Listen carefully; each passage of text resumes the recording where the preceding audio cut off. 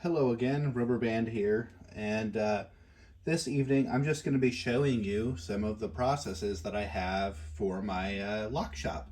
So a lot of times, out of the necessity of what I'm doing, I need to stamp full words and characters, numbers, and what have you into the bows of keys for identification purposes, especially when I'm selling like full sets and people want to be able to differentiate them. For a long time, I used a very simple process. I hand stamped everything one-on-one with this little hammer and then these hand stamps. And very recently, and sometimes that, which is a stamp aligner. I don't use those now for various purposes. One is scale.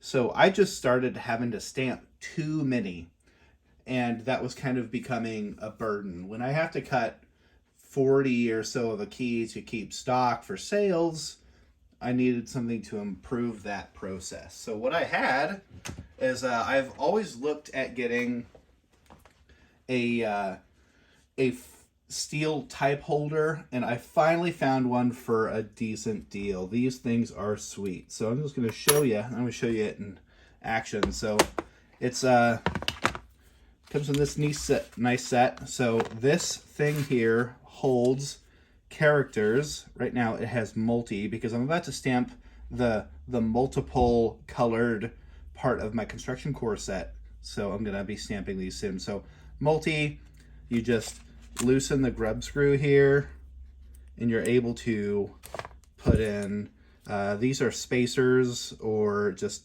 fillers, so it keeps everything solid, and you kind of want to keep everything as centered as possible, so you can just line things up using the characters or the spacer blocks. So the thing is, though, is I did not realize that this would require significantly more force to indent keys properly, so I had to go out and get myself a new hammer. So I use this 3-pound Collins axe.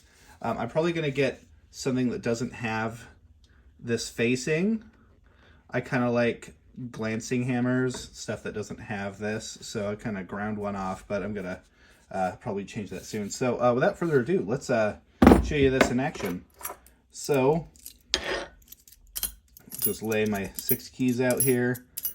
This is just a solid steel plate. It's really friggin' heavy. So let's go ahead and there we go. You can see everything now. All right. So I like to look for the reflection of the word in the bow and make sure everything looks right. Then I'll lay it flat and I'll give just a solid drive straight down and try not to glance or allow it to skip. The type is very sharp, so if it skips, it will do its very best to mark on its own.